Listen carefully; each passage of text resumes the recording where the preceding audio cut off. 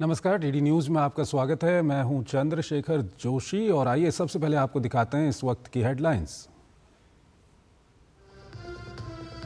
इसरो ने रचा इतिहास। स्पेसएक्स मिशन के उपग्रहों की सफल डॉकिंग के साथ ही भारत अंतरिक्ष डॉकिंग तकनीक में सफलता पाने वाला बना चौथा देश। कैबिनेट ने श्रीहरिकोटा में एक और लॉन्च पैड बनाए जाने की दी मंजूरी। केंद्रीय कर्मचारियों के लिए प्रधानमंत्री नरेंद्र मोदी का बड़ा फैसला। 8वें वेतन आयोग के गठन को दी मंजूरी। आयोग के अध्यक्ष और 2 सदस्यों के नाम का जल्द होगा ऐलान। कर्मचारी संगठनों ने किया स्वागत। केंद्रीय गृह मंत्री अमित शाह ने गुजरात के वडनगर में 300 करोड़ की परियोजनाएं जनता को की समर्पित। गणपत विश्वविद्यालय के दीक्षांत समारोह को किया संबोधित। कहा, पीएम मोदी ने भारत को 10 साल में बनाया मैन्युफैक्चरिंग का हब। बंद हुई हिंडनबर्ग रिसर्च की दुकान। संस्थापक नेट एंडरसन ने शॉर्ट सेलर फर्म को बंद करने का किया ऐलान। बीजेपी ने पूछा, क्या उसकी दुकान का ठेका राहुल गांधी को मिल गया है? नक्सलियों के खिलाफ अभियान में सुरक्षा बलों को बड़ी सफलता। छत्तीसगढ़ के बीजापुर में पुलिस और नक्सलियों के बीच मुठभेड़ में 12 नक्सली ढेर। मुठभेड़ में कई नक्सली घिरे।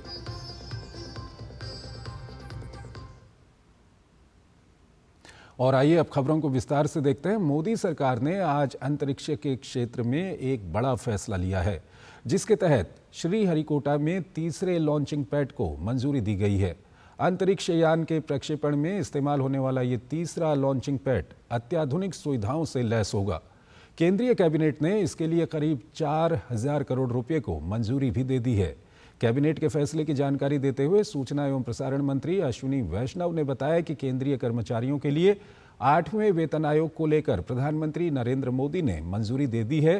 8वें वेतन आयोग के चेयरमैन और 2 सदस्यों को नियुक्त जल्द किया जाएगा।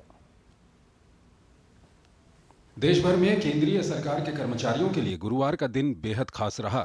पीएम मोदी ने केंद्रीय कर्मचारियों के लिए 8वें वेतन आयोग के गठन को मंजूरी दी है। जल्द ही इस आयोग के अध्यक्ष और 2 सदस्यों के नाम का ऐलान कर दिया जाएगा। अपने गठन के बाद 8वां वेतन आयोग अपनी सिफारिश भी केंद्र सरकार को जल्द ही सौंप देगा।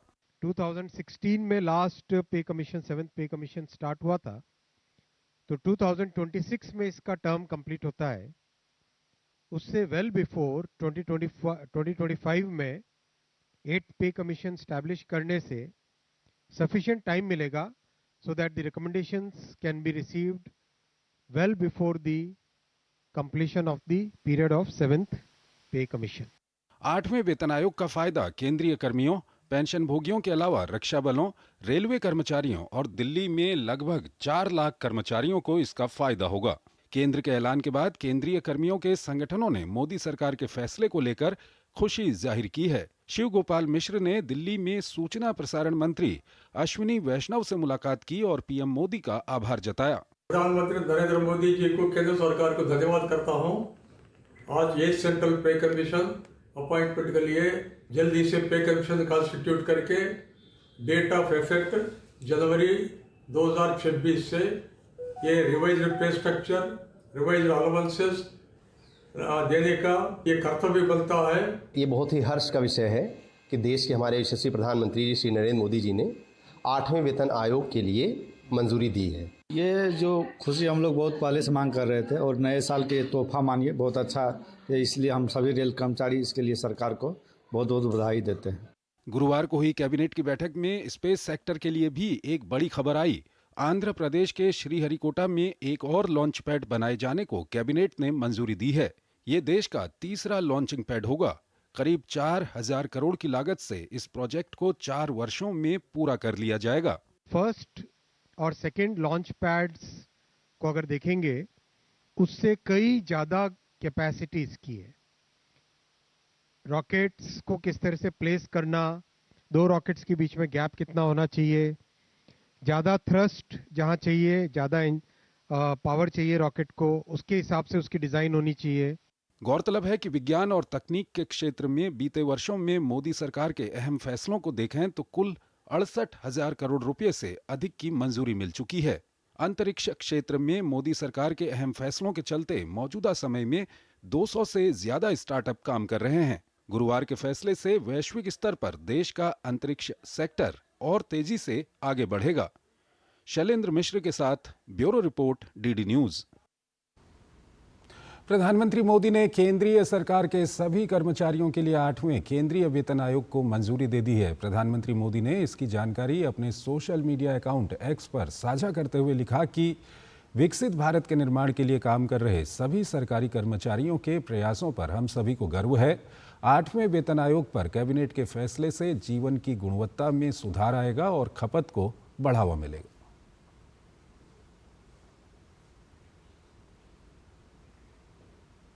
तो केंद्र सरकार ने केंद्रीय कर्मचारियों को बजट 2025 से पहले ही बड़ी खुशखबरी दी है। प्रधानमंत्री नरेंद्र मोदी ने 8वें वेतन आयोग के गठन को मंजूरी दे दी है। भारतीय मजदूर संघ ने प्रधानमंत्री का धन्यवाद किया है। भारतीय मजदूर संघ ने कहा, लंबे अरसे से चली आ रही मांग 8वें वेतन आयोग के गठन को पूरा किया गया है। भारतीय अंतरिक्ष अनुसंधान संस्थान यानी इसरो ने आज एक और बड़ी कामयाबी हासिल कर ली है। मिशन स्पेडेक्स के तहत भारत ने जमीन से संचालित करते हुए 2 स्पेसक्राफ्ट को आपस में जोड़ने और उन्हें अलग करने की प्रक्रिया को सफलतापूर्वक पूरा कर लिया। डॉकिंग और अनडॉकिंग की इस प्रक्रिया की महारत हासिल करने वाला भारत दुनिया का चौथा देश बन गया है। भारत ने बाकी तीनों देशों के मुकाबले सबसे सस्ती तकनीक के आधार पर यह सफलता हासिल की है। 16 जनवरी की तारीख भारतीय अंतरिक्ष इतिहास के लिए बेहद खास हो गई है।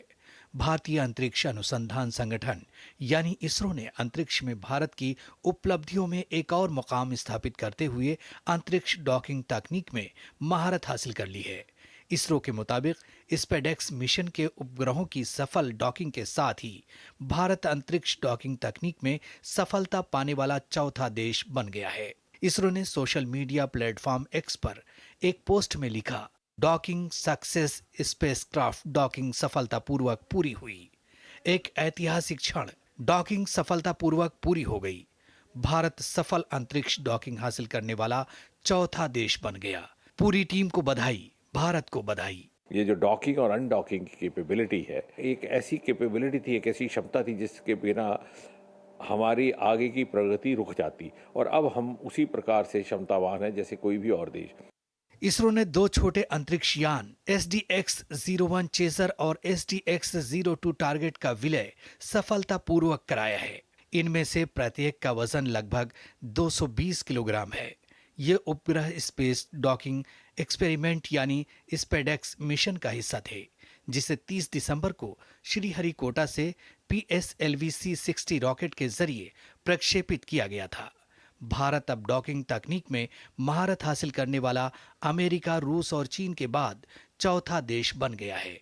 डॉकिंग तकनीक स्वदेशी तौर पर विकसित की गई है और इसे भारतीय डॉकिंग सिस्टम नाम दिया गया है। राष्ट्रपति द्रौपदी मुर्मू ने स्पेडेक्स डॉकिंग प्रक्रिया सफलतापूर्वक पूरी होने पर इसरो को बधाई दी। राष्ट्रपति द्रौपदी मुर्मू ने एक्स पर लिखा, स्पेस डॉकिंग एक्सपेरिमेंट स्पेडेक्स के तहत लॉन्च किए गए 2 उपग्रहों की सफल डॉकिंग के साथ भारत के अंतरिक्ष कार्यक्रम ने ऐतिहासिक उपलब्धि हासिल की है। प्रधानमंत्री नरेंद्र मोदी ने उपग्रहों की अंतरिक्ष डॉकिंग के सफल प्रदर्शन के लिए भारतीय अंतरिक्ष अनुसंधान संगठन को बधाई दी है।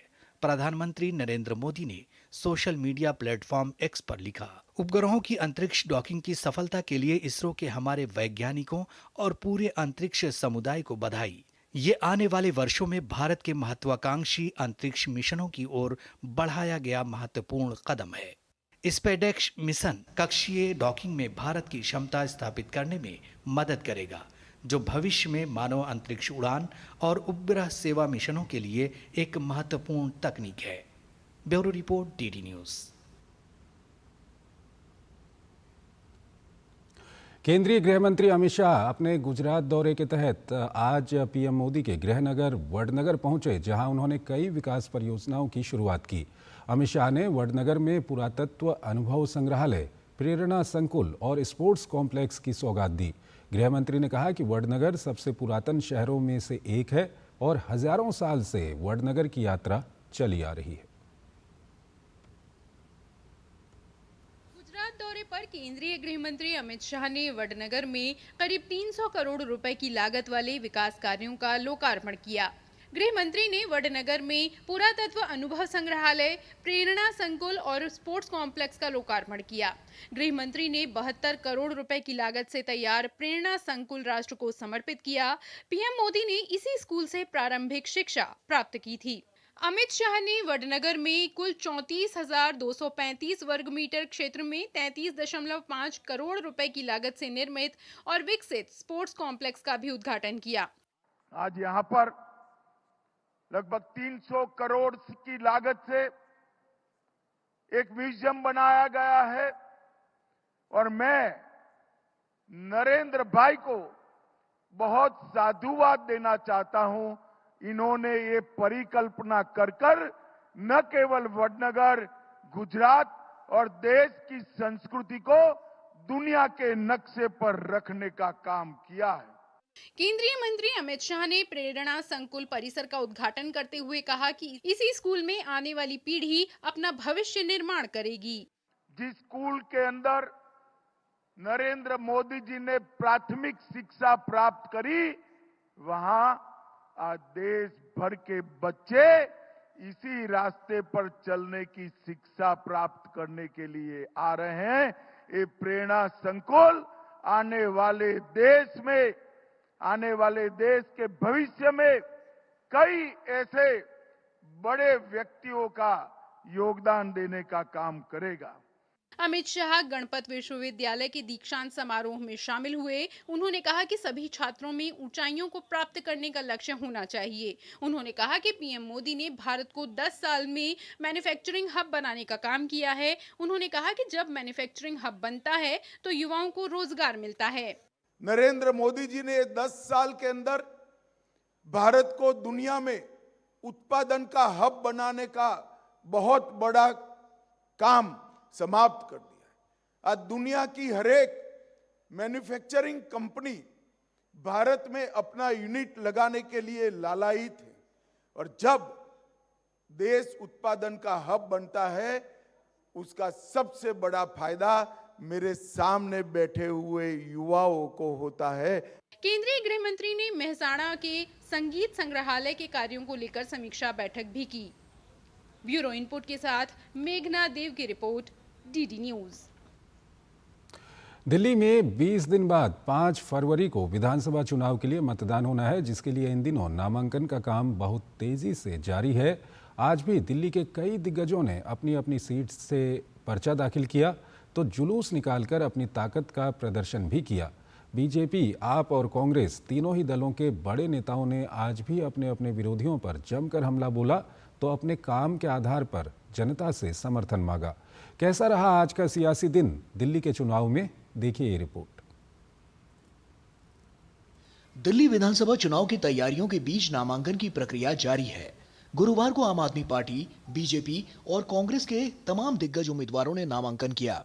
दिल्ली की सबसे हॉट सीट में शुमार नई दिल्ली सीट से गुरुवार को संदीप दीक्षित ने कांग्रेस उम्मीदवार के तौर पर नामांकन किया। संदीप दीक्षित इस सीट से दिल्ली के पूर्व मुख्यमंत्री अरविंद केजरीवाल के खिलाफ ताल ठोक रहे हैं। उनकी नामांकन रैली में बड़ी संख्या में कांग्रेस के दिग्गज नेता और कार्यकर्ता शामिल हुए।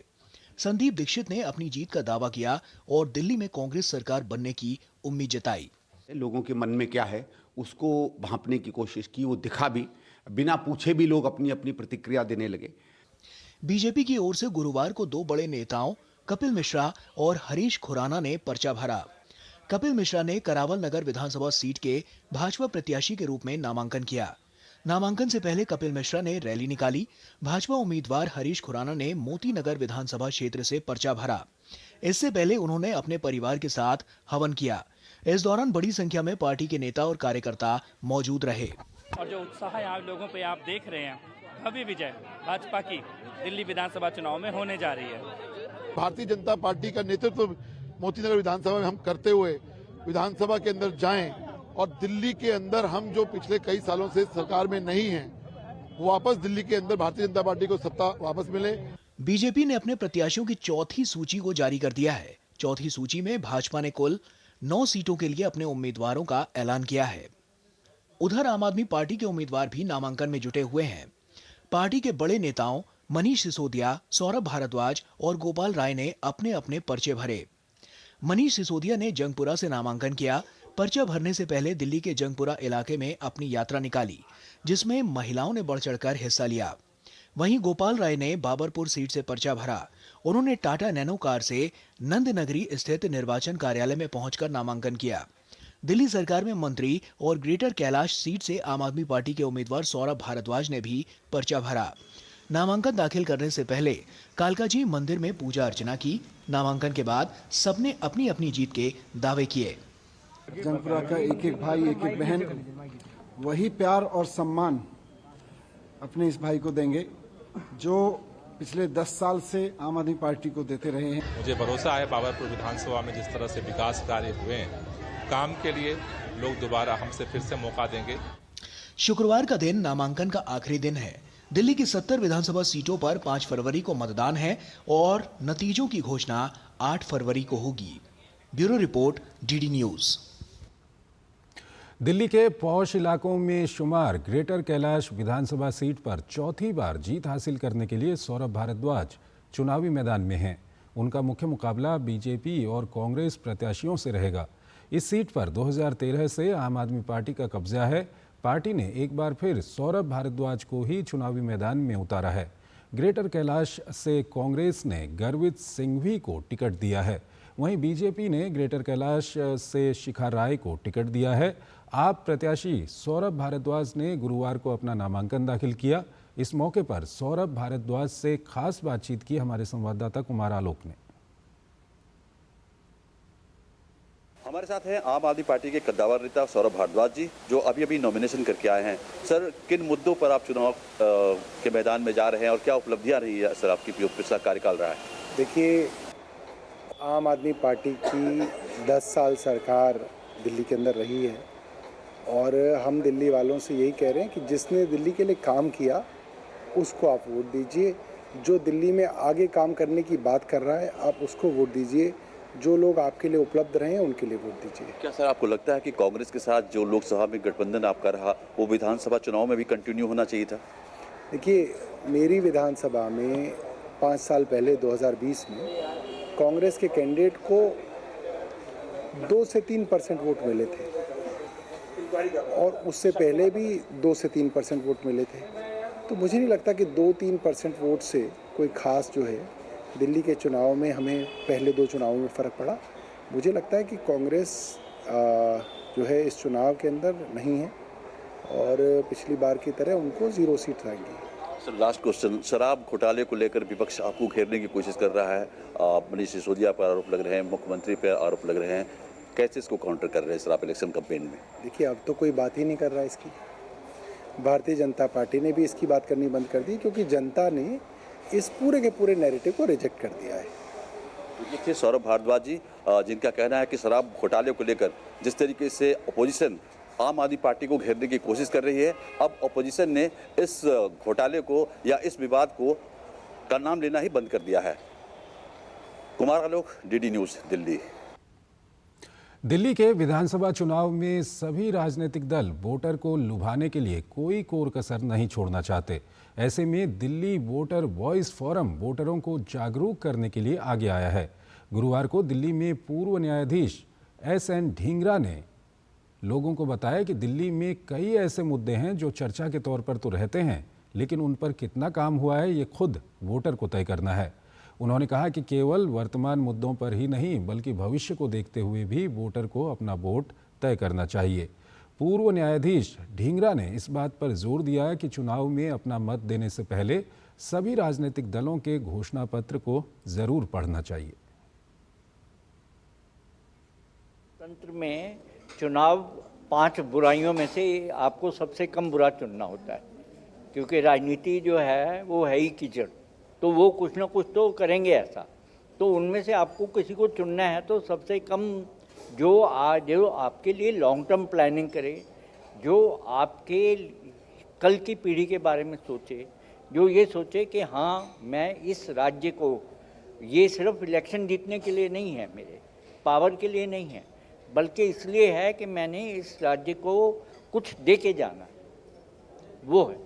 तो उनके लिए ये सोचना है, और आप मैनिफेस्टो देखोगे तो आपको पता चल जाएगा। राष्ट्रपति द्रौपदी मुर्मू ने सिंगापुर के राष्ट्रपति थरमन शनमुगरत्नम के सम्मान में राष्ट्रपति भवन में भोज का आयोजन किया।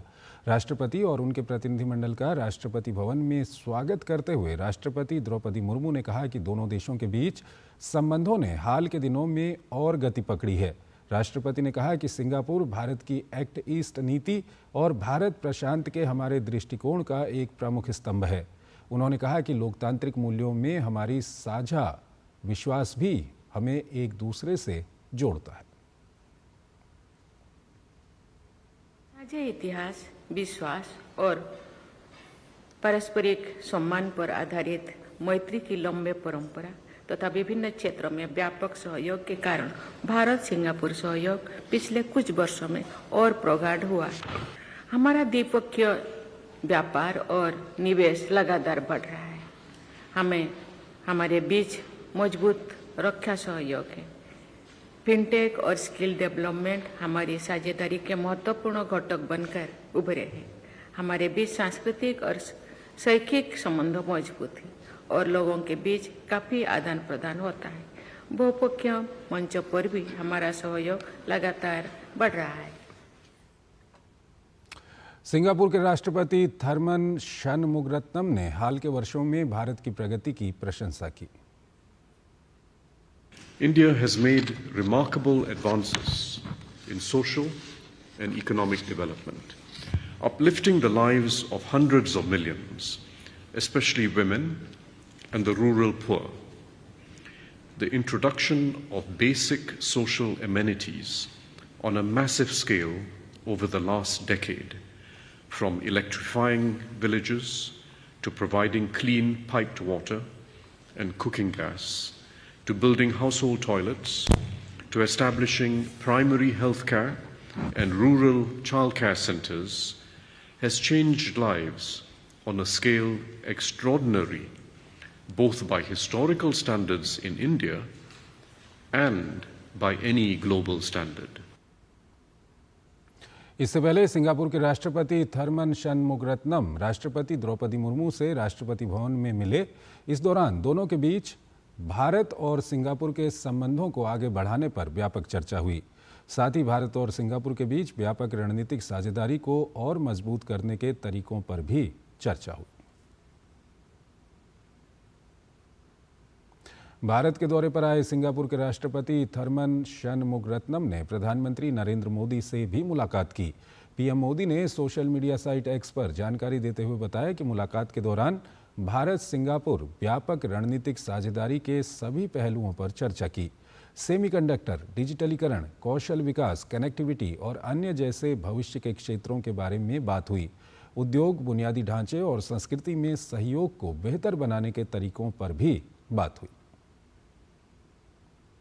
अदानी समूह पर रिपोर्ट प्रकाशित करने को लेकर विवादों में रही अमेरिकी short selling firm Hindenburg research company बंद होने जा रही है। बुधवार देर रात कंपनी के फाउंडर नाथन एंडरसन ने इसकी घोषणा की। हालांकि एंडरसन ने कंपनी बंद करने का कोई विशेष कारण नहीं बताया। एंडरसन ने कहा कि उन्होंने हिंडनबर्ग रिसर्च को भंग करने का निर्णय लिया है। तो यूएस की short selling firm Hindenburg research पर ताला लग गया है। ये कंपनी बंद हो गई है। कंपनी के फाउंडर नाथन एंडरसन ने इसकी घोषणा की है और किन कारणों से ये कंपनी बंद की है इसका खुलासा अभी तक नहीं किया है।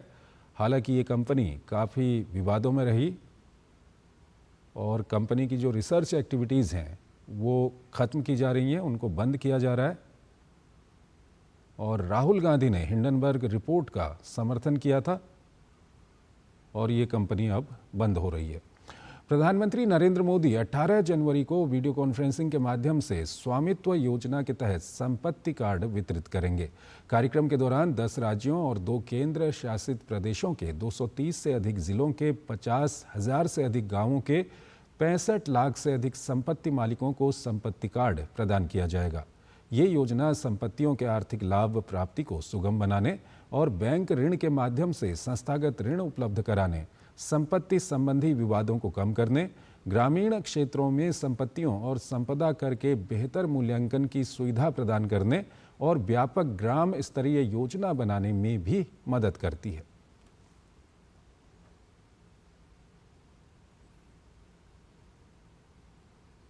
भाजपा नेता रविशंकर प्रसाद ने हिंडनबर्ग के बंद किए जाने पर चुटकी लेते हुए कहा कि हिंडनबर्ग ने अपना ऑफिस बंद कर दिया है तो राहुल गांधी उसकी तरह व्यवहार कर रहे हैं। आज झूठ और भ्रम फैलाने वाले राहुल गांधी और हिंडनबर्ग का सच सबके सामने आ चुका है। राहुल गांधी, आप विपक्ष के नेता हैं संसद में। इंडियन स्टेट का मतलब समझते हैं आप? क्या आप उससे लड़ने की बात कर रहे हैं? हिंडनबर्ग अपनी दुकान बंद कर रहा है तो क्या राहुल जी उसकी दुकान का ठेका आपको मिल गया है क्या? मैं बहुत जिम्मेदारी से कह रहा हूं, इंडियन स्टेट के खिलाफ गैर जिम्मेदाराना हरकत कौन करता है? हिंडनबर्ग करता है। हर संसद के चुनाव सत्र के पहले एक रिपोर्ट आएगी, हंगामा बनेगा, टीवी डिबेट कराई जाएगी और उसको इश्यू बनाया जाएगा। केंद्रीय सूचना एवं प्रसारण और संसदीय कार्य राज्य मंत्री डॉक्टर एल मुरुगन आकांक्षी जिला कार्यक्रम की समीक्षा के सिलसिले में आज झारखंड के 3 दिवसीय दौरे पर रांची एयरपोर्ट पहुंचे। डीडी न्यूज से खास बातचीत में उन्होंने कहा कि प्रधानमंत्री नरेंद्र मोदी आकांक्षी जिलों के विकास को लेकर बेहद संवेदनशील हैं और इसी कड़ी में मंत्रियों द्वारा विभिन्न आकांक्षी जिलों और प्रखंडों का भ्रमण कर जमीनी कामकाज का जायजा लिया जा रहा है। और प्रसारण राज्य मंत्री और संसदीय कार्य राज्य मंत्री एल मुरुगन साहब हैं। सर, किस तरीके से ये झारखंड का दूसरा दौरा लगातार आपका हो रहा है? ये हमारा प्रधानमंत्री श्री नरेंद्र मोदी जी इस विजन हमारा प्रधानमंत्री जी ने लॉन्च किया एस्पिरेशन डिस्ट्रिक्ट से। वो एस्पिरेशन डिस्ट्रिक्ट से हम 3 दिन का मेरा विजिट है। ये साहिबासा डिस्ट्रिक्ट है। वो साहिबासा डिस्ट्रिक्ट में एस्पिरेशन डिस्ट्रिक्ट में वो इस एरिया का उस जिला का क्या क्या सेंट्रल गवर्नमेंट स्कीम्स है, कैसे इम्प्लीमेंटेशन हो रहा है हेल्थ में, एजुकेशन में, ऐसे हमारा प्राइम मिनिस्टर्स फ्लैगशिप स्कीम्स का इम्प्लीमेंटेशन, ये सारा हम देखने के लिए जा रहे हैं। ऐसे एस्पिरेशन ब्लॉक्स भी है। हमारा प्रधानमंत्री जी एक ड्रीम्स प्रोजेक्ट से एस्पिरेशन ब्लॉक से, वो एस्पिरेशन ब्लॉक्स पूरा देश हम विकसित भारत बनने के लिए जा रहे हैं। इस विकसित भारत में पूरा देश एक साथ विकास का हमारा प्रधानमंत्री जी का काम, वो उस काम के हम आगे जाने के लिए वो एस्पिरेशन डिस्ट्रिक्ट विजिट करेंगे। सर, आपने पलामू का भी दौरा किया था, वहाँ पर आपने भी लगातार समीक्षा की, उसके बाद आप चाईबासा जा रहे हैं। तो इस तरह के जो विजिट्स होते हैं सर, उससे अधिकारियों को एक मोटिवेशन भी मिलता है कि जो एस्पिरेशनल जैसे प्रधानमंत्री की जो सोच है, महत्वाकांक्षी जो योजना है, उसको किस तरीके से धरातल पर उतारा जाए। इसे पूरा देश का एस्पिरेशन डिस्ट्रिक्ट आइडेंटिफिकेशन है। ये सारा एस्पिरेशन डिस्ट्रिक्ट एक सेंट्रल मिनिस्टर जाते रहते, कंटिन्यूसली मॉनिटर करते हैं। ये नीति आयोग भी कंटिन्यूसली मॉनिटर करते हैं। नीति आयोग के बाद एक मिनिस्टर भी, सेंट्रल मिनिस्टर्स उधर डिस्ट्रिक्ट जाके उधर रुक के उधर कैसे लोग के साथ, सेल्फ हेल्प वुमेंस के साथ जोड़ के उनके साथ बातचीत करके उस मोटिवेशन करके ऑफिसर्स के भी एक मोटिवेशन होते। पूरा ये पॉइंट्स है, वो पॉइंट्स इम्प्लीमेंटेशन करके हम विकास करने के लिए एक अच्छा अपॉर्चुनिटी है। Thank you. तो हम बात कर रहे थे डॉक्टर एल मुरुगन साहब, केंद्रीय सूचना और प्रसारण राज्य मंत्री, जिन्होंने साफ तौर पर कहा कि जो प्रधानमंत्री नरेंद्र मोदी की सोच है कि जो आकांक्षी जिले हैं, आकांक्षी ब्लॉक्स है, वहां पर जो विकास हो रहा है, वहां पर जमीनी हकीकत किस तरीके से बदल रहा है, उसकी तस्वीर वो देखने के लिए झारखंड के 3 दिवसीय दौरे पर है। अपने सहयोगी पीके झा के साथ मैं दिवाकर कुमार, दूरदर्शन समाचार, रांची। लोकसभा अध्यक्ष ओम बिरला ने कोटा में विद्यार्थियों के लिए एक अनूठी पहल की शुरुआत की है। ओम बिरला ने गुरुवार को श्रीनाथपुरम के लॉरेंस मेयो स्कूल से स्टूडेंट कनेक्ट प्रोग्राम के तहत मोबाइल पासपोर्ट सेवा वैन का शुभारंभ किया, जिसके तहत विद्यार्थियों को स्कूल और कॉलेज में ही पासपोर्ट बनाने की सुविधा मिल सकेगी। इस पहल के माध्यम से शहर के प्रमुख शिक्षण संस्थानों में पंजीयन शिविर आयोजित किए जाएंगे, जिनमें विद्यार्थियों को पासपोर्ट के महत्व के बारे में जागरूक किया जाएगा। इसके साथ ही विद्यार्थियों के लिए पासपोर्ट आवेदन की प्रक्रिया को भी सरल और सुलभ बनाया जाएगा। इस मौके पर स्पीकर ओम बिरला ने कहा कि हमारे देश की युवा शक्ति ही हमारे उज्जवल भविष्य का निर्धारण करेगी। उन्होंने कहा कि इस सुविधा से अब छात्र छात्राएं पासपोर्ट बनाने के लिए पासपोर्ट कार्यालय जाने के बजाय अपने विद्यालय या कॉलेज में ही आवेदन कर सकेंगे। मोबाइल पासपोर्ट सेवाओं के माध्यम से सभी विद्यालयों के अंदर, महाविद्यालयों के अंदर, विश्वविद्यालय के अंदर ये पासपोर्ट बनाने की एक ऐसी सेवाएं हैं जो घर के दरवाजे के बाहर आपको पासपोर्ट की सेवाएं मिल रही हैं। भारत के प्रधानमंत्री माननीय नरेंद्र मोदी जी के नेतृत्व में पासपोर्ट सेवाओं को त्वरित और जल्दी बनाने का महत्वपूर्ण निर्णय। अभी तक 1 लाख पासपोर्ट कोटा क्षेत्रीय पासपोर्ट में बन चुके हैं। मैं इसके लिए यहाँ के सभी अधिकारियों को धन्यवाद देता हूँ। सूचना एवं प्रसारण सचिव संजय जाजू ने महाराष्ट्र के छत्रपति संभाजीनगर में अजंता एलोरा अंतर्राष्ट्रीय फिल्म महोत्सव का दौरा किया। भारत की सांस्कृतिक परंपरा की सराहना करते हुए उन्होंने कहा कि हमारे देश की कला, नृत्य, नाटक से बहुत पुराना हमारे देश का नाता है। उन्होंने प्रधानमंत्री नरेंद्र मोदी के भारतीय सिनेमा को सॉफ्ट पावर बताने वाले बयान का जिक्र किया और कहा, भारतीय सिनेमा हमारे देश की सॉफ्ट पावर है। इससे हमारी कला और संस्कृति दुनिया भर में पहुंच रही है और सिनेमा उद्योग के माध्यम से हमारी रचनात्मक अर्थव्यवस्था भी बढ़ रही है। ये बहुत ज़रूरी है कि हमारे देश में सिनेमा का कल्चर आगे बढ़ता रहे। हमारे देश का एक बहुत पुराना नाता है art, dance, drama, emotions, Natyashastra के ज़माने से। हमारे ऑनरेबल प्राइम मिनिस्टर भी लास्ट 2 मंथ्स में उन्होंने कई दफ़े इस बात को बोला है कि हमारा सिनेमा हमारी सॉफ्ट पावर की एक बहुत इम्पॉर्टेंट ना केवल रिक्वायरमेंट है but at the same time एक व्हीकल है। और आज हमारी फिल्में दुनिया भर में जाती हैं, हमारे आर्टिस्ट, हमारे परफॉर्मर्स की दुनिया भर में आज पहुंच है। इस बात की मुझे बहुत खुशी है कि हमारा सिनेमा आज इस मुकाम पर है। प्रथम लोकपाल दिवस समारोह का आयोजन गुरुवार को राजधानी दिल्ली के मोनिक-शॉ सेंटर में किया गया। इस अवसर पर मुख्य अतिथि के रूप में भारत के सुप्रीम कोर्ट के मुख्य न्यायाधीश न्यायमूर्ति संजीव खन्ना मौजूद रहे। इस समारोह में अन्ना हजारे विशेष अतिथि के रूप में उपस्थित रहे। समारोह के दौरान देश के लोकपाल AM खानविलकर और सभी सदस्य मौजूद रहे।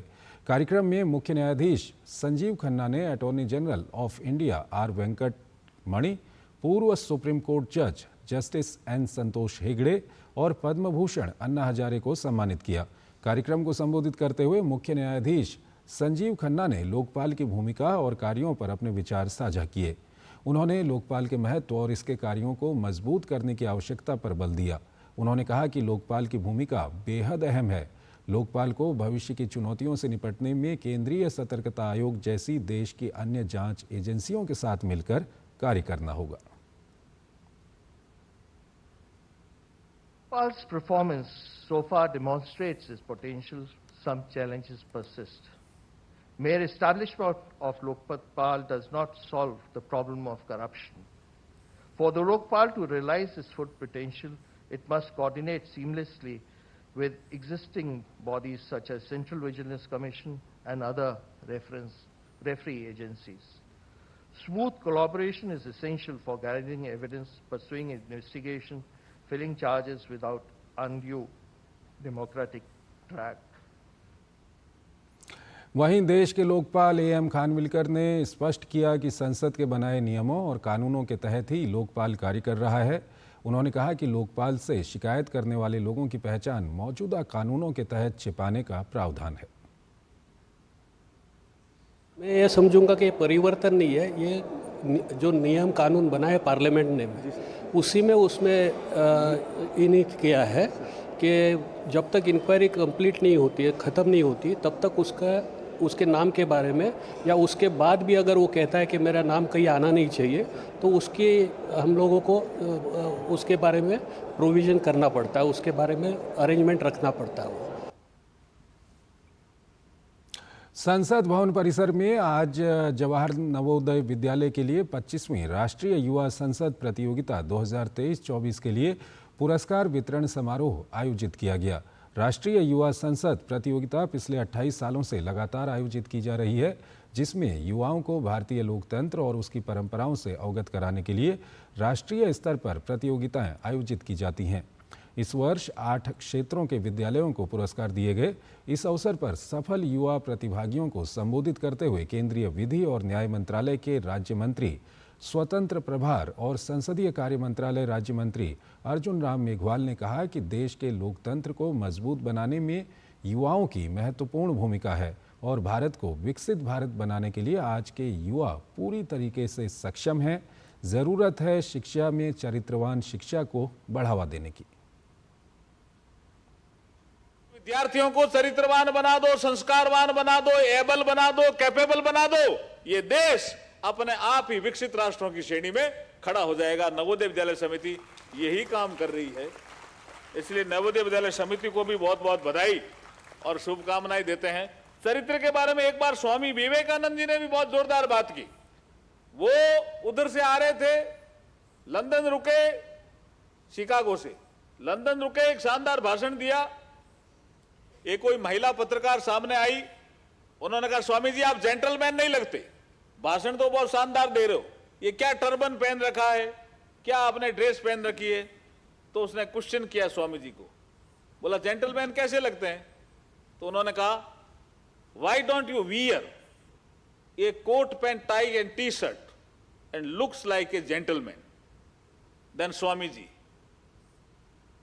Smiled and told, in your country, tailor makes a gentleman, in ours, character makes a gentleman. Chhattisgarh में सुरक्षा बलों ने नक्सलियों के खिलाफ मोर्चा खोल दिया है। बीजापुर में पुलिस और नक्सलियों के बीच पिछले कई घंटों से मुठभेड़ जारी है। पुलिस की कार्रवाई में 12 नक्सलियों मारे गए हैं। ऑपरेशन में DRG Dantewada, DRG Sukma, cobra और सीआरपीएफ के करीब 1500 जवान शामिल हैं। सूत्रों की माने तो जंगल में बड़ी संख्या में नक्सली मौजूद हैं, इनमें कुछ बड़े नक्सल लीडर भी शामिल हैं। वहीं बीजापुर में ही आईईडी ब्लास्ट में 2 जवान घायल हो गए हैं। भारत में अमेरिकी राजदूत एरिक गारसेटी ने बताया कि 26/11 हमले के आरोपी तहूर राणा को जल्द भारत को प्रत्यर्पित कर दिया जाएगा। उन्होंने बताया कि कानूनी औपचारिकताएं पूरी होने के बाद तहूर राणा को भारत को सौंप दिया जाएगा।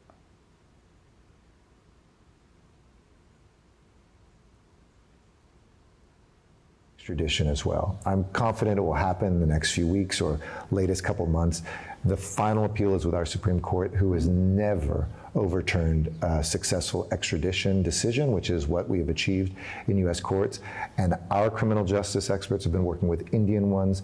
As soon as we get a little bit of paperwork from India and that final rejection from the Supreme Court comes, he will be here to serve time, to be held accountable. We've been committed to the extradition as well. I'm confident it will happen in the next few weeks or Bharat में startup India mission के 9 साल पूरे हो गए हैं। साल 2016 में इस पहल की शुरुआत प्रधानमंत्री नरेंद्र मोदी ने की थी और अब हर साल हम इस दिन को राष्ट्रीय स्टार्टअप दिवस के रूप में मनाते हैं।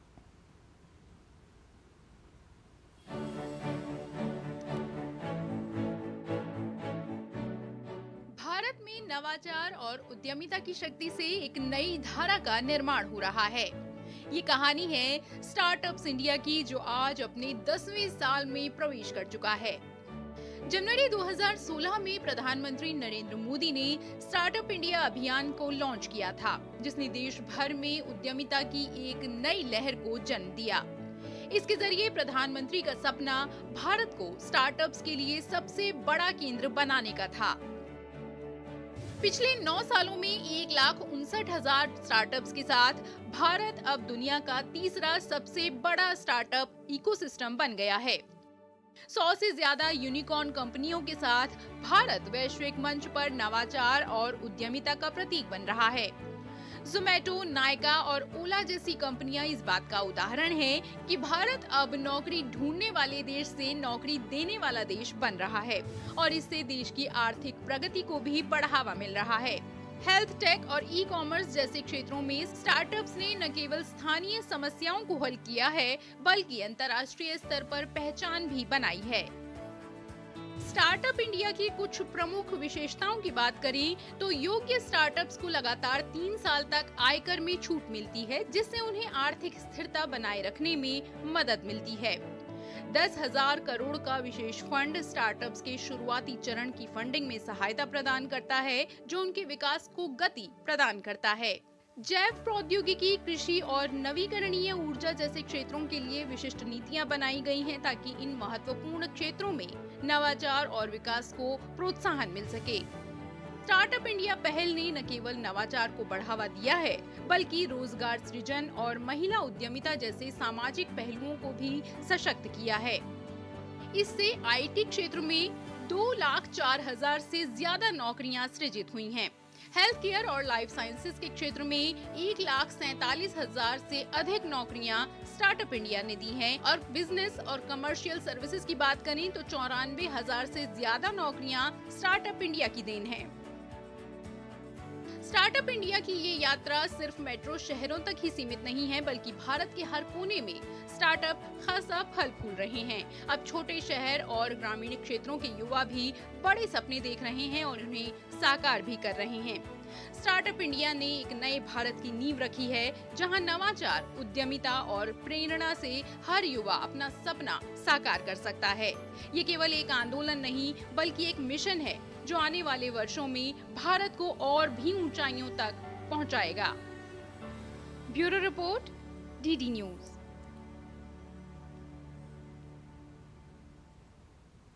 नीति आयोग ने गुरुवार को फिक्की के कार्यालय में इंडिया सैनिटेशन कोलिशन ISC के साथ एक आशय पत्र SOI पर हस्ताक्षर किए हैं।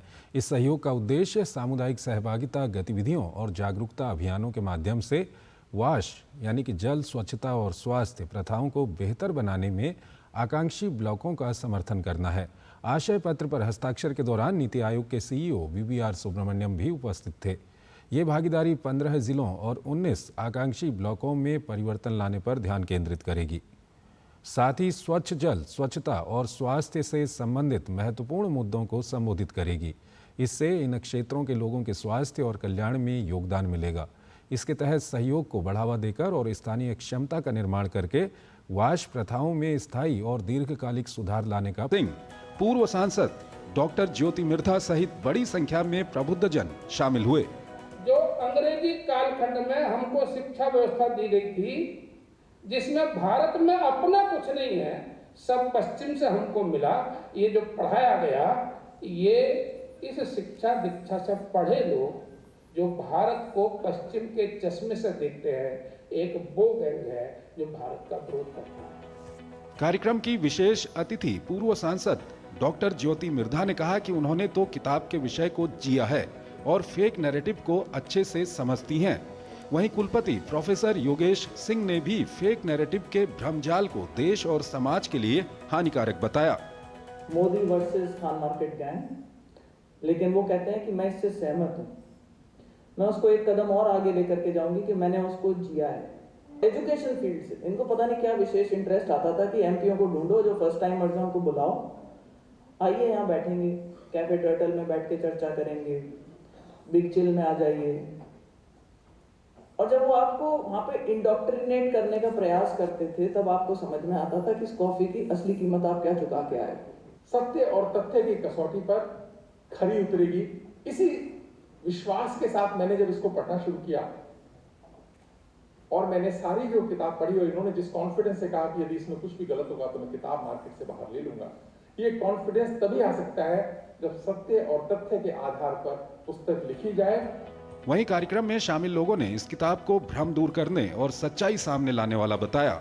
तो Modi versus Khan market gang किताब एक ग्लोबल नैरेटिव पे बात करता है जो कि भारत के अगेंस्ट, क्योंकि जो फेक नैरेटिव है इस देश में, जो झूठी बातें होती हैं, उसको 1-to-1 लिखा गया। ऐसा लगता है कि मेरे घर में कोई मेरा फ्रेंड आ गया है और वो मुझे किस्से कहानियाँ बता रहा है, and 1-to-1 with conviction, and इसमें सारे प्रूफ के साथ बताया गया है। सो आज के टाइम में बहुत ज़रूरत है कि हम जो सोते हुए लोग हैं हम जग जाए। कार्यक्रम में मीडिया एवं जनजाति अनुसंधान परिषद हेयर द साइलेंस फाउंडेशन और युवा साथी संगठन भी सहयोगी रहे। Ajit Dwivedi, DD news, Delhi. देश के युवाओं को केंद्र में रखकर शुरू की गई पीएम इंटर्नशिप स्कीम को देश भर के कंपनियों से समर्थन मिल रहा है। स्कीम को अब तक 80% से अधिक भारतीय कंपनियों ने समर्थन किया है। कंपनियों ने सराहनीय पहल करते हुए इसे अपनी कॉरपोरेट सोशल रिस्पॉन्सिबिलिटी के साथ जोड़ा है। ऑनलाइन शिक्षण प्रशिक्षण से जुड़ी प्रतिष्ठित कंपनी टीमलीज एडटेक ने पीएम इंटर्नशिप स्कीम को लेकर एक रिपोर्ट जारी की है।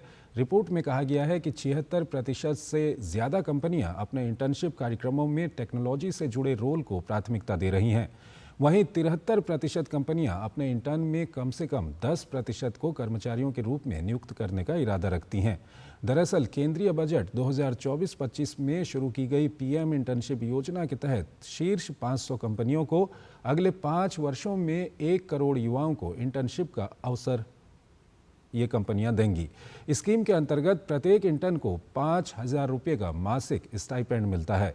फिलहाल इस स्कीम में बड़ी कंपनियों को टारगेट किया गया है। हालांकि अब इस स्कीम का विस्तार छोटी कंपनियों तक करने को लेकर भी चर्चा चल रही है। प्रयागराज महाकुंभ में देश विदेश के कोने कोने से साधु संत श्रद्धालु आस्था की डुबकी लगाने के लिए पहुंच रहे हैं। विश्व के सबसे पवित्र मेले में अपनी मौजूदगी दर्ज कराकर हर सनातनी पुण्य का भागी बनने का इच्छुक है। इस महाकुंभ में युवा साधु और साध्वी भी सनातन संस्कृति को आगे बढ़ाने के लिए शिक्षा दीक्षा लेकर विश्व कल्याण की तरफ आगे बढ़ रहे हैं। महाकुंभ सनातन हिंदू धर्म का सबसे बड़ा और पवित्र मेला माना जाता है। करोड़ों श्रद्धालुओं की आस्था का केंद्र यह मेला हर बार एक नया अध्याय जोड़ता है धर्म और संस्कृति के इतिहास में। देश विदेश से लोग इस पवित्र संगम पर आते हैं। 12 साल के लंबे इंतजार के बाद इस बार उत्तर प्रदेश के प्रयागराज में संगम के तट पर यह महाकुंभ और भी खास है। साधु संतों, नागाओं, अघोरियों और अन्य सन्यासियों का एक समागम एक अद्भुत नजारा है। सनातन धर्म के प्रचार प्रसार के लिए युवा साधु संत और सन्यासी भी अपनी भूमिका निभा रहे हैं। ये अपने गुरुजनों से शिक्षा लेकर अपने मार्ग पर आगे बढ़ रहे हैं। सनातन की महिमा इसी तरह बनी रहे, इसके लिए ये भावी पीढ़ी अपने को पारंगत कर रही है। गुरुओं की दीक्षा लेने के बाद ये पूरे विश्व के कल्याण की कामना के साथ समाज के बीच सनातन के लिए काम करते हैं। इसमें कुछ लोग सन्यासी बैरागी परंपरा को निभा रहे हैं, तो कई लोग संस्कृति और ज्योतिष की शिक्षा के साथ इस मार्ग में आगे बढ़ रहे हैं। देखिए, ये हमारा महाकुंभ है, महापर्व है और ये महाकुंभ 144 साल बाद आया है और हिंदू धर्म का आस्था का एक बहुत बड़ा प्रतीक है। देश विदेश से लोग इसमें आ रहे हैं और एक नई ऊर्जा प्राप्त होती है। इसको ये सब कुछ चीज़ लेनी चाहिए, सबको सीखना चाहिए, सब चीज़ और देखना चाहिए। हमारा सनातन धर्म सर्वोपरि रहे, धर्म की, राष्ट्र की रक्षा हो, बस यही कामना के लिए। और ये तो अनादिकाल से चला आ रहा है। जो दुनिया देखना चाहती है वो जिम्मेदारी नए संत भी उठा रहे हैं और इनको लगता है कि सनातन को सही दिशा दे सकेंगे और सनातन को आगे बढ़ा सकेंगे। एक और उत्तराखंड की युवती ने ग्लैमर की दुनिया को छोड़कर स्वामी कैलाशानंद गिरी से दीक्षा ली, तो दूसरी ओर आईआईटी बॉम्बे के एरोस्पेस इंजीनियरिंग के छात्र रहे इंजीनियर बाबा ने विज्ञान के माध्यम से श्रद्धालुओं को आध्यात्म की गहराइयों से परिचित कराया। पेशे से सॉफ्टवेयर इंजीनियर रहे विवेक कुमार पांडे को दंडी स्वामी जितेंद्रानंद सरस्वती ने दीक्षा दी और उन्हें अब स्वामी केशवानंद सरस्वती का नाम प्रदान किया गया। स्वामी केशवानंद के साथ ही कोलकाता के एक अन्य युवा ने भी दीक्षा ग्रहण की। दोनों युवा सन्यासियों का ये कहना है कि सनातन के संकल्प को पूरा करने के लिए हमारे जैसे युवाओं की आवश्यकता है।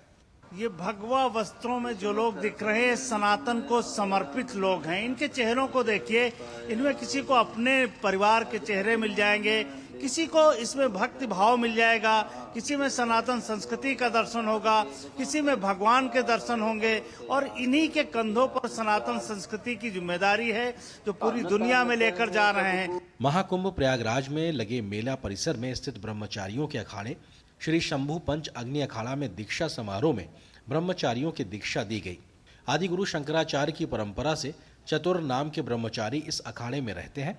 प्रकाश, स्वरूप, चैतन्य और आनंद जो एक एक शंकराचार्य का प्रतिनिधित्व इस अखाड़े में करते हैं।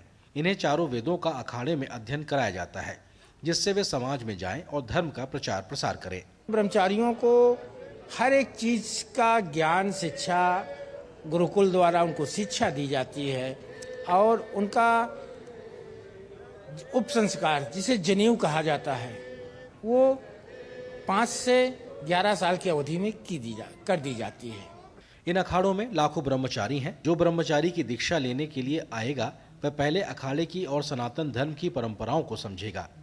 ब्रह्मचारी बनने के लिए परिपक्व है तो उसे ब्रह्मचारी के रूप में दीक्षित किया जाता है। ब्रह्मचारी वह है जो धर्म का पालन करता है, जो सनातन धर्म की व्याख्या और प्रचार करेगा, उसे ब्रह्मचारी बनाएंगे। जो गृहस्थ से दूर है वे यहाँ आते हैं। यहाँ बहुत सारे ब्रह्मचारी दीक्षित हुए और उन्होंने सामाजिक उपाधियाँ प्राप्त की। सनातन का अर्थ है व्यापकता। तो जो जिनके अंदर शिक्षा रहती है तो बहुत सारी चीज़ें पढ़ने से एक बुद्धि में व्यापकता आती है, चिंतन हमारी व्यापक हो। शिक्षा का उद्देश्य यही है कि बुद्धि की जो दृष्टि है उसमें व्यापकता है, न कि एकांगी दृष्टिकोण से सोचे। ये साधु यज्ञ हवन जप तप के साथ सनातन की तमाम विधियों में पारंगत हैं और दुनिया के सनातन के लिए काम करेंगे। जाहिर है इन युवा सन्यासियों ने सनातन की सेवा भाव से प्रभावित होकर और भौतिक जगत में मानसिक शांति के लिए सनातन की राह चुनी है। ब्यूरो इनपुट के साथ रामेंद्र सिंह की रिपोर्ट, डीडी न्यूज, प्रयागराज।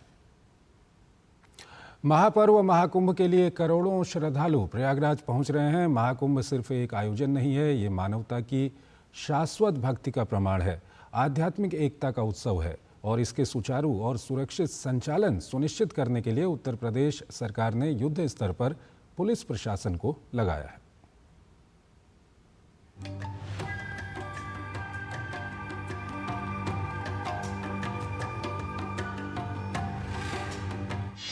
– 113 जलमार्गों की निगरानी कर रहे हैं ड्रोन। 100 मीटर की गहराई तक काम कर रहे हैं अंडर वाटर ड्रोन। संदिग्ध गतिविधि या घटना के बारे में सटीक जानकारी दे रहे हैं ड्रोन। इसे असीमित दूरी तक संचालित किया जा सकता है। 13 जनवरी से शुरू हुए महाकुंभ के लिए उत्तर प्रदेश सरकार ने 70 जिलों से करीब 30,000 पुलिसकर्मी लगाए हैं। हालांकि करोड़ों लोगों की निगरानी के लिए पुलिस प्रशासन शानदार तरीके से अपना काम कर रही है। लगातार निगरानी के लिए सरकार ने इसी क्रम में एक ठोस कदम उठाते हुए अंडर वाटर ड्रोन की तकनीक पुलिस प्रशासन को दी है, जिससे हर समय लोगों पर निगरानी रखी जा सके, खासकर तब जब लाखों श्रद्धालु गंगा, यमुना और सरस्वती नदियों के संगम पर डुबकी लगाने के लिए घाटों पर इकट्ठा होते हैं। We have an underwater drone which caters to this need to keep an eye on any kind of security intervention which takes place, and also for disaster management. So for that also we have underwater drones providing us the required servicing. Under water drone दिन रात 113 जलमार्गों की निगरानी कर रहे हैं। विशेष रूप से ये ड्रोन उन्नत तकनीक से लैस हैं, जो उन्हें कम रोशनी की स्थिति में प्रभावी ढंग से काम करने की अनुमति देते हैं, जिससे लक्ष्य की सटीक ट्रैकिंग सुनिश्चित होती है। ये अत्याधुनिक अंडर वाटर ड्रोन 100 मीटर की गहराई तक काम करते हैं और रियल टाइम की report integrated command and control centre तक पहुँचाते हैं। इन्हें असीमित दूरी तक संचालित किया जा सकता है और यह पानी के भीतर किसी भी संदिग्ध गतिविधि या घटना के बारे में सटीक जानकारी प्रदान करते हैं, जिससे तत्काल कार्रवाई की जा सकती है। श्रद्धालुओं के लिए सुरक्षा व्यवस्था सुचारू रूप से चलाने के लिए न केवल महाकुंभ नगर के मंदिरों और प्रमुख स्थलों पर, बल्कि प्रयागराज की ओर जाने वाले सभी मार्गों पर भी सुरक्षा उपाय मजबूत किए गए हैं। Bureau report, DD news.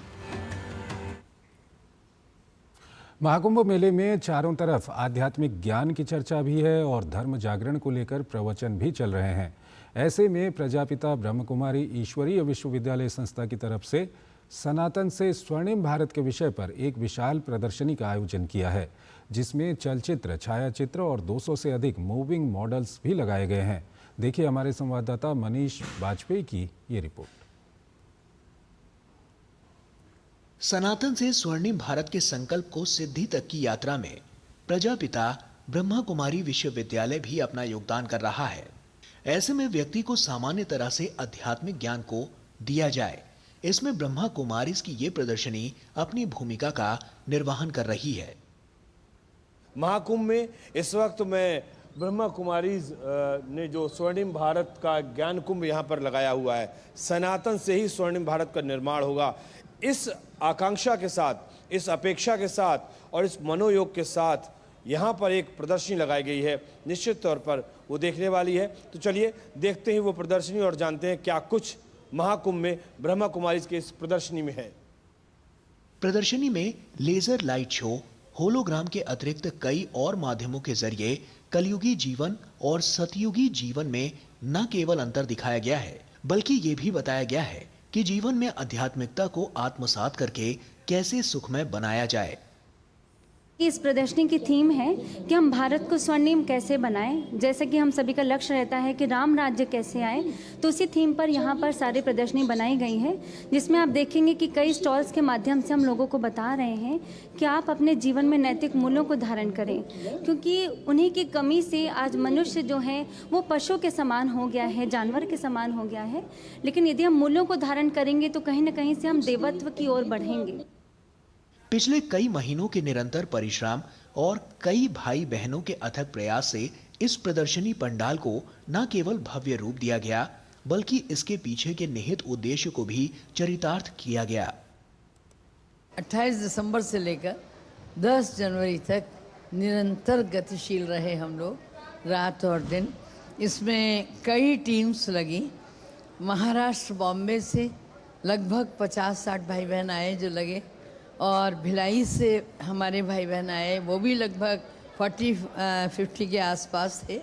और प्रयाग की धरनी में पीछे से सहयोग करने वालों की भी संख्या ऐसे ही रही होगी। लगभग अच्छी तरह से ये कार्यक्रम संपन्न हुआ। बहुत सारी चीज़ें ऐसी हैं जिनको समझना बहुत ज़रूरी है, जिनका भौतिक स्वरूप तो अलग दिखता है, लेकिन उसका आध्यात्मिक जो अर्थ है वो बहुत अलग होता है। और ऐसी कई पंडाल हो सकते हैं जहां पर कुछ आपको नया देखने को मिले। कैमरामैन सत्यप्रकाश और सहयोगी केशव के साथ मैं मनीष वाजपेयी, डीडी न्यूज़, संगम क्षेत्र से। तो इस बुलेटिन में फिलहाल इतना ही। आप बने रहिए डीडी न्यूज़ के साथ। नमस्कार।